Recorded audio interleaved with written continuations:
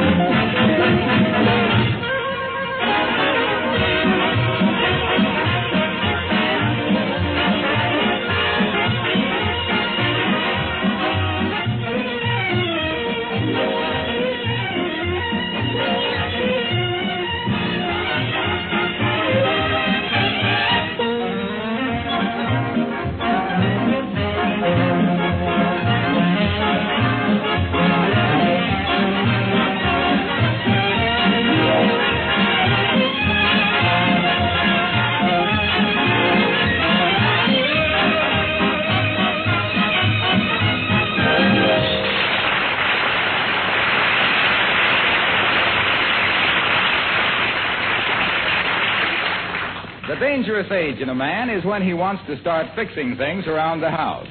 And the house we have in mind is at 79 Wistful Vista, the residence of Fibber McGee and Molly. Now, let me see. What can I work on first? Oh, I know. I'll go up on the roof and put up a new aerial. Oh, fine. Well, what's the matter with that? We need one. If we don't fix that aerial, we might as well give up hope. Say nothing of Lum and Abner and Gildersleeve. Oh, it's a wonderful idea, dearie, but why do you let it go for 3 years and then do it on a day when the roof is a solid sheet of ice? How do you know the roof is icy? You been up there? No, but I walked to the market this morning. I walked to the market. Yeah? And I did more fancy skating on my galoshes for free than Sonia Henney ever did for $10,000 a week.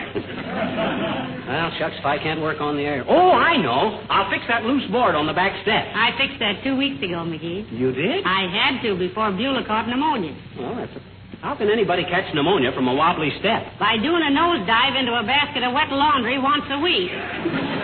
Poor Beulah, you know. Well, I gotta do something. I just can't sit around. I got too much pent-up energy today. I'll tell you what. I'll put a new pane in the basement window. Which basement window? That one I busted last week when the handle flew off the hammer. I was using to hammer the hammer handle back on the other hammer. The man put a new glass in that window day before yesterday, sweetheart. Did he leave any putty laying around? Well, If he did, I can fix that hole in the plaster in the hall that I made when I was showing Doc Gamble how to swing a brassy. That also has been repaired. Oh, shucks. Look, McGee, if you're so full of pep and vitality, why don't you... Oh, I know. Tune the piano. I've always wanted to tune a piano. Help me take the top off the piano, Molly. Oh, McGee, now, please. You're always wanting to tune the piano, and you don't know anything about tuning a piano. Well, what's the matter? Don't you want me to do anything? You want me to just lay around the house like a bum? Did you ever tune a piano? No, but I've watched guys do it. It's a cinch. You just take the top off the piano, see? Then you turn a wrench on them little knobs while you tap on one key over and over and over and over. Yeah? Then when everybody rushes out of the house to get away from the noise, you put the top back on the piano and look around for the cigars.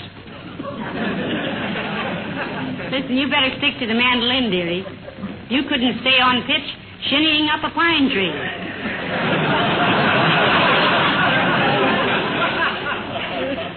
Well, doggone it, I gotta have an outlet for all this energy. I got an urge to do something constructive. I want to build something for somebody. Sit down and build yourself a lap. Here's a book of crossword puzzles. You can work on those. No, sir, I'm too restless. I feel like I want... Hey, Oh, no. I can do that later. Well, isn't there anything I can fix or build for anybody around here? I want to do something. I can't think of anything, dearie. Maybe Beulah needs something done. Oh, Beulah! Somebody bawl for Beulah?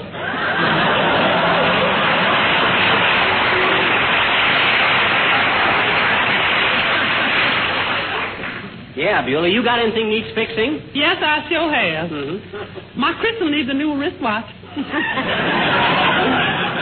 You mean your wristwatch needs a new crystal, Beulah? No, ma'am.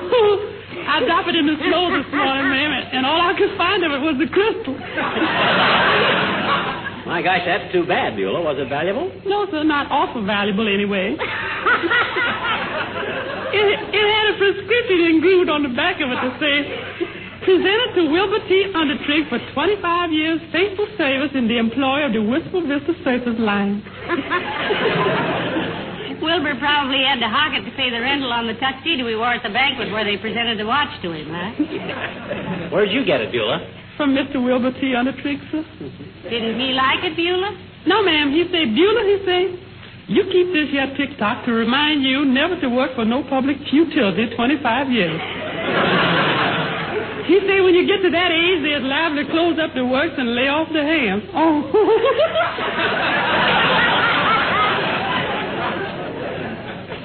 Well, I was just wondering if there was any odd jobs around the house I could do, Beulah. I'm full of energy today. Got a lot of pep. Muscles are jumping around like a bag full of frogs. You got something for him to spend all that ambition on, Beulah? Well, let me think, ma'am. You had any experience fixing washing machines, sir? What do you mean, have I had any experience with them? I invented one. The McGee modern mangle with the built-in hanger-upper.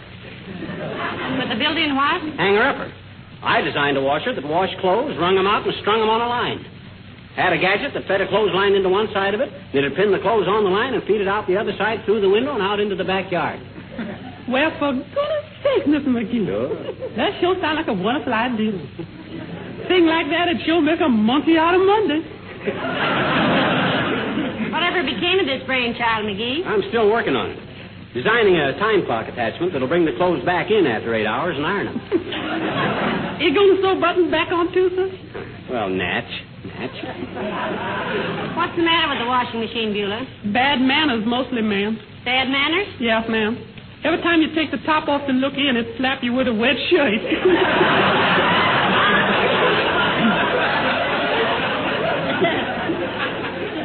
Well, it can't be blamed for that, Beulah. That's the only way a washing machine can wave its arms. And why should a washing machine wave its arms, Mr. Bones? Well, my gosh. If you'd been frozen as long as washing machines have, you'd be pretty cold yourself. And she'd been frozen like a washing machine.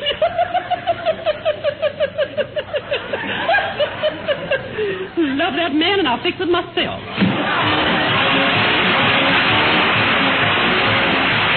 Billy Mills from the orchestra and Broadway Rhythm.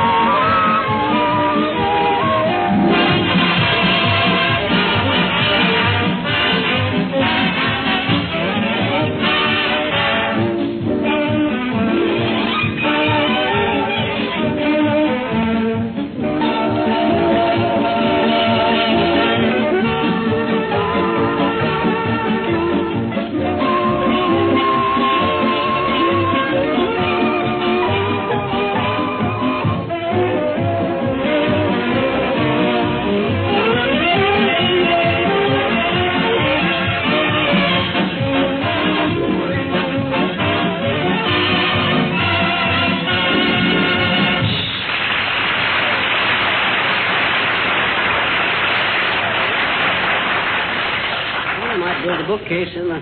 No, we got a bookcase. I might tear out one wall of the dining room and build in a built-in china cabinet. No, not enough china. Now, let's see, I might For goodness sakes, dearie, stop pacing up and down. I can't help it, Molly. I got too much energy today. I'm trying to think of something constructive to do. Why don't you clean out the hall closet? I can't. Why? My mandolin's got a busted G-string. Well, what's that got to do with it? Everything.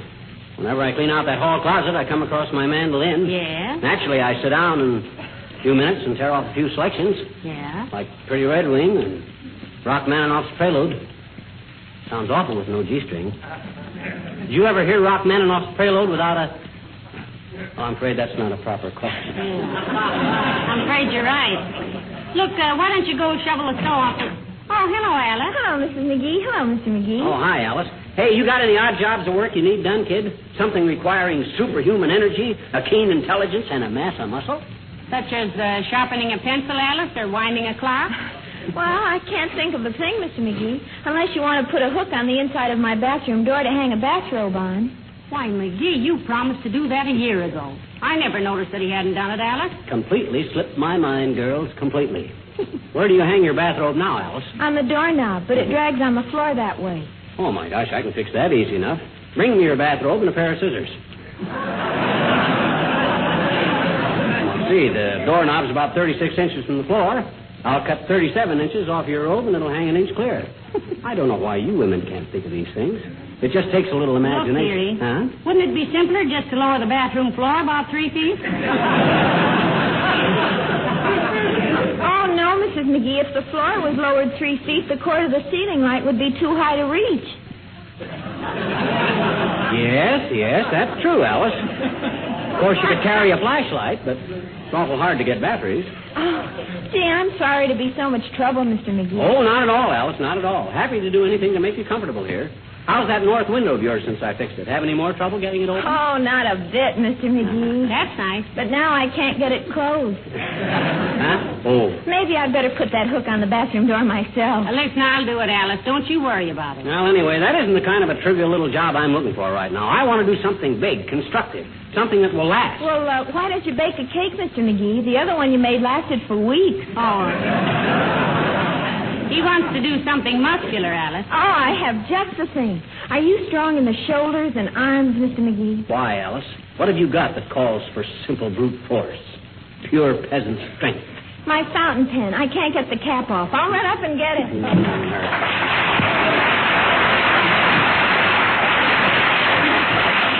Fountain pen. That's child's play. What I need is something to work off this excess energy. I feel so strong, I frighten myself. Really? Why, I slapped myself silly just putting shaving lotion on my face this morning. Well, until this sudden surge of physical strength fades away, Pet, you'd better open doors and things with your left hand. No, that's no solution, kiddo. I'm just as powerful with either hand. Matter of fact, I'm thinking of writing a book about that. Entitled what? Forever Amber, dexterous. You get it? Amber, dexterous, the pun involves... Ain't funny, McGee. No? I liked it because it was topical. A topical joke is always... Hi, folks. Hello, Mr. Wilcox. Hi, Junior. Feel my muscle. What? Feel my muscle. My biceps. Ain't that marvelous? Just developed this morning. It isn't quite so impressive when he hasn't got his shirt sleeves rolled up under his coat, Mr. Wilcox. What have you been doing, pal? Signing up for a course of training with Charles Atlas? No, just reached the peak of physical perfection, Waxy. Muscles toned up, eyes clear as a bell, complexion ruddy, hair full of electricity. Tummy full of wheat cakes? Well, personally, I always feel that way. Oh, yeah? Why, compared to me, Junior, you're a weakling. You're big and flabby. I'm the wiry type. Wiry and well insulated. Well, now that you've got it, what are you going to do with it? Trying to find a job of work that'll work off a little energy, Junior. All the odd jobs around here are too trivial to monkey with. I got to use my muscles on something constructive. Hey, you know how to Indian wrestle? Yes. Swell. I'll Indian wrestle you for 50 cents. Right. Here, Molly, here's my fork. Now, wait a minute, boys. Leave us not have no assault and battery. This is... Oh, Indian wrestling ain't violent, Molly. Just a matter of balance and psychology. You ready, Junior? Go. Yup. Now, watch it now. Oh! My goodness, McGee, how did you do that? Are you hurt, Mr. Wilcox? Oh. Gosh, I hope I didn't bust his arm. I don't know my own strength today. Get up, Junior. Here, let me help you up. Oh. Look, if you ever get to Wistful Vista, folks, look me up.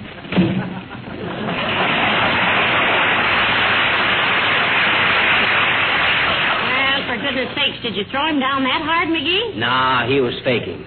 That big lunkhead let me throw him on purpose. Where's his 50 cents? Well, he absent-mindedly took it out of my hand when he left. Absent-mindedly, my clavicle. And that sharpshooter never left... Come in. Well, my goodness, Dr. Gamble. Hello, Molly. Hello, migraine. Migraine? Yes, you go against it. You better go easy with him, Doctor. He's as full of pepper as a Mexican blue plate. He wrestled Mr. Wilcox and threw him clear to Racine, Wisconsin. He ought to be in condition. Every time he gets out of a chair, he wins a weightlifting contest. Careful there, bone bender. Don't quit me today. I'm just in the mood to give you the old 1-2. 1-2 is right, Sonny. One pass at me and you spend 2 weeks in the fracture ward. What goes with you, anyway? How'd you get so healthy all of a sudden? Well, he simply woke up with a vest full of chest, Doctor. Terrific energy today, Doc. Old heart's got a beat like a slap bass. Take off your shirt. Nah, there you go again. Take off your shirt. Can't take a person's word for feeling good unless you drag out the old stethoscope and have yourself an organ recital. He's all right, Doctor. Heavenly days, can a man feel full of good cheer and ambition without being sick? Not this little man. Anytime that sourpuss turns sweet, I reach for the fever chart. Well, don't worry your old fat head about me, Quack Jack. Trouble with you is you can't stand seeing anybody feeling healthy. For you, a full bottle of pills means an empty day. Oh, I wouldn't go so far as to say that, McGee. Well... The doctor never treated you for anything you didn't have. I treated him for $40 once, and he didn't have that for about 10 months. And I still think you overcharged me on that, too. My gosh, $40. I only had that pneumonia in one lung.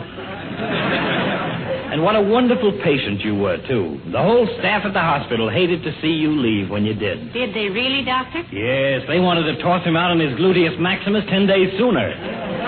Now, look, muscle-bound, just what are you planning to do to work off this magnificent burst of vitality? I don't know, kid. Been trying to find some job around here that'd really be constructive. I'm in the mood to build something, to try and, well, something that would... Hey, did I ever show you the plans I drew up for a jet-propelled bicycle? You never even showed me, McGee. So where are they? Why, they're right here in the hall closet.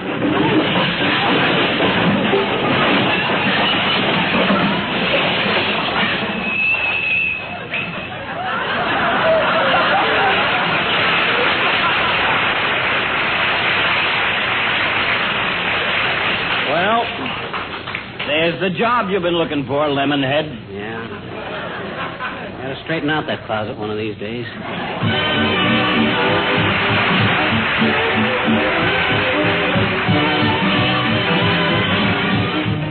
The King's Men and the Oceana Roll. Back in 1911, vaudeville was in its heaven. Everyone was doing it, doing it, doing it. Everyone was frivolous and gay. Comedians in baggy pants were followed by precision dancers, then upon the stage at a slightly smaller wage appeared the old quartet,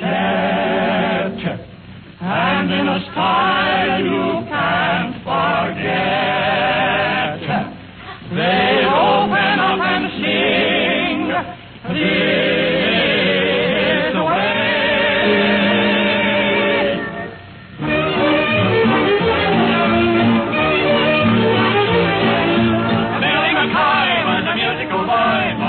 Alabama, he was there on that piano like a fish down in the sea. When he rattled on some melody, every sailor boy began to holler, ship ahoy, when Billy cut loose at sea. You ought to see it. Every worm begins to twist and squirm. The ship begins to dip and does a corkscrew turn. The smoke is rolling black from out the smoky stack. It's floating up to heaven and it won't come back. Here and there you'll see a stool and chair, a slipping round the cabin shouting, I don't care. And then the bell begins to ringing and the hammock starts to swinging. Sitting at that piano there on the Alabama, playing the Oceana Roll. Now when the bell begins to ring, when the hammock begins to swing, you better man the tilly. There goes Billy. Sailor Billy boy is the real McCoy. The ship goes whoop, whoop, whoop with joy. There upon the Alabama, sitting at the old piano, knocking out a raggy rhythm. Everybody dancing with the rolling on the mighty ocean with a gay and easy motion. He plays that Oceana Roll. The Oceana Roll.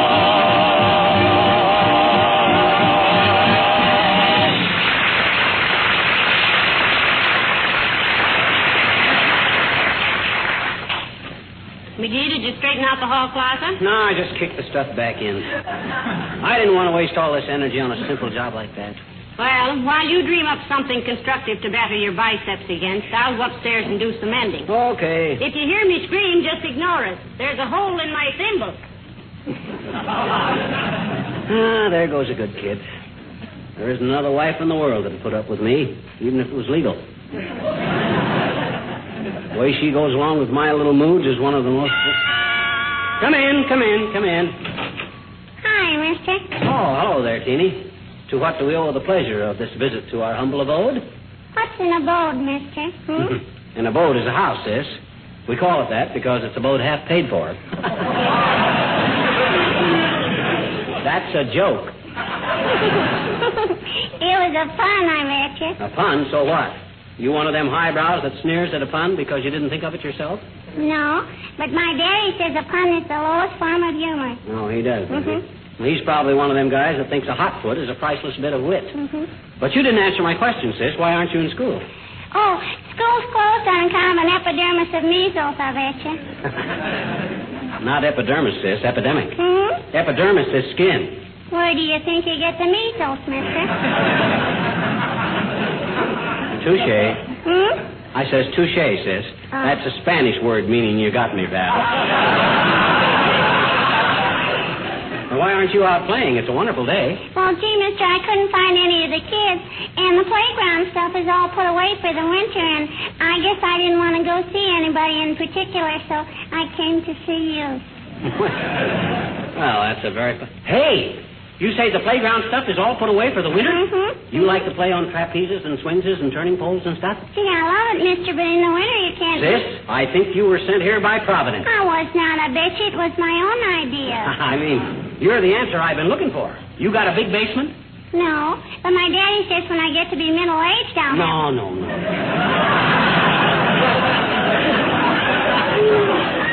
I mean, in your house. You got room in your basement for some playground stuff? Gee, sure we have, I bet you, but what you Sis, how would you like it if I built you a trapeze and a swing and a turning pole and some stuff right in your own basement? Oh, gee, mister, that'd be super. Criminy, when you gonna do it, mister? When? Right now, sis. Stand by while I gather up a load of tools. Now, let's see now. I'll need a hammer and a rope.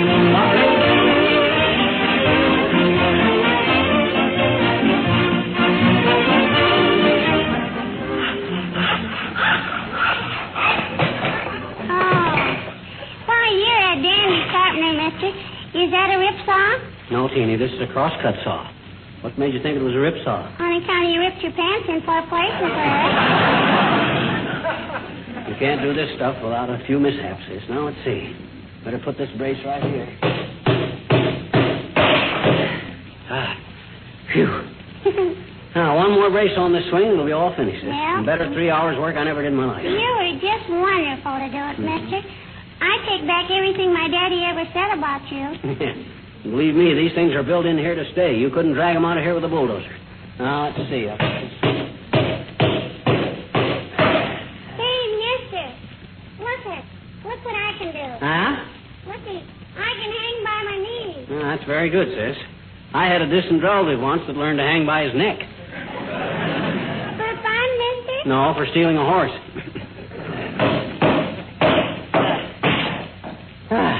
There you are, Teeny. All finished.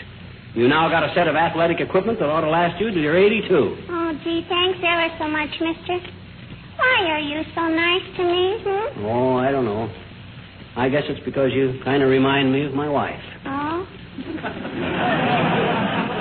Besides, it was a privilege, sis. All day long I've been looking for a good constructive job like this. Something to use up my energy. And believe me, I did it.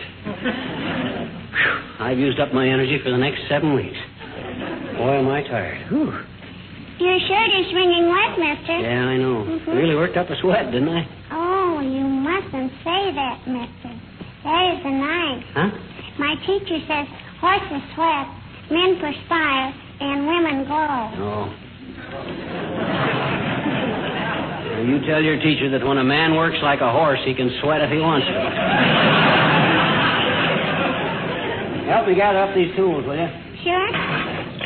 Oh, boy, that was really quite a chore, sis. I'll say I hope you enjoy using the trapeze and the swing and stuff. Oh, gee, I will, I bet betcha. I'm gonna ask my daddy if I can stay up late tonight and play down here. Oh, you don't have to do that, sis. You'll have plenty of time to use it. This stuff is built to last. It'll be here a long, long time. Yes, but we won't, I betcha. Huh? We're moving tomorrow. Oh, whoops. You dropped your screwdriver, mister.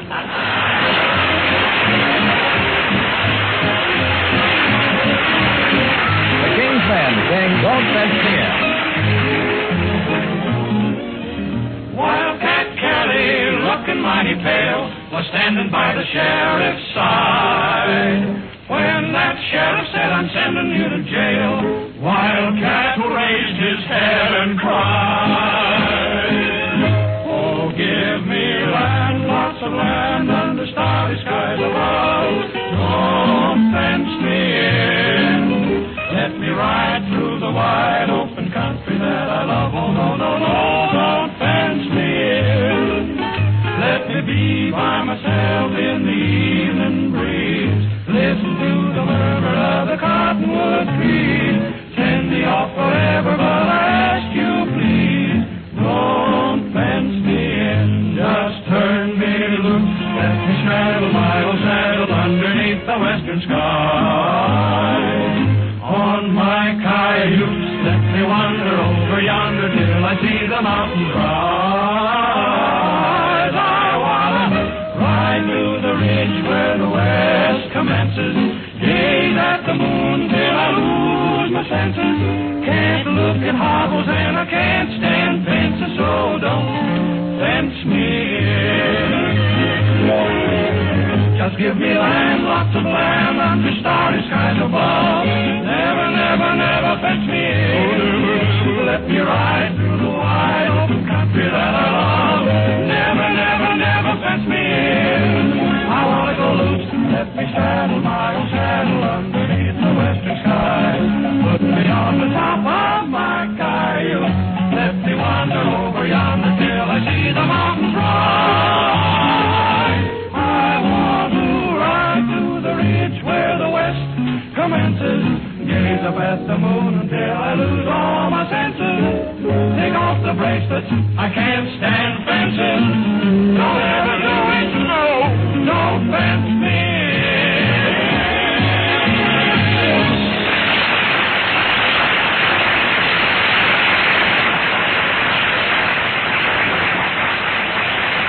McGee, what are you frowning about? I'm trying to think of a real graceful way to sign off. I know a good way. What is it? Just say good night. Good night? Yes. Oh, okay. Good night. Good night, all.